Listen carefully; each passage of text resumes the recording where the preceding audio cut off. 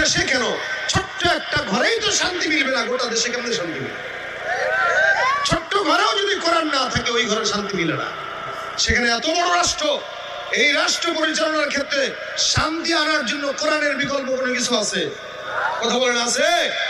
তার মানে কোরআনকে যারা দূরে ঠেলে তারা কি মুসলমান না বেঈমান? সমাজের ভিতরে আল্লাহ পাক কোরআনকে দামি বানিয়ে দিয়েছেন। কোরআনের কারণে এই কাঠটা দামি, কোরআনের কারণে গিলাফটা দামি, কোরআনের কারণে বিল্ডিং দামি, কোরআনের কারণে 7 বছরের বাচ্চা দামি, কোরআনের কারণে জায়গা দামি হয়ে গেছে। যেই জায়গাটা একটা সাধারণ মাঠ, ওই জায়গাটার ব্যাপারে পয়গম্বর বলেন, আল্লাহ পাক রব্বুল আলামিনের হাবিব বলেছেন, কোন মজমায় যদি কোরআনের আওয়াজ হয়, আল্লাহর নবীর আওয়াজ হয়, আল্লাহর নবী বলেন ওই মজমাটাকে আল্লাহর ফেরেশতারা চতুর্দিক থেকে ঘেরাও করে রহমত বর্ষণ করে। সুবহানাল্লাহ।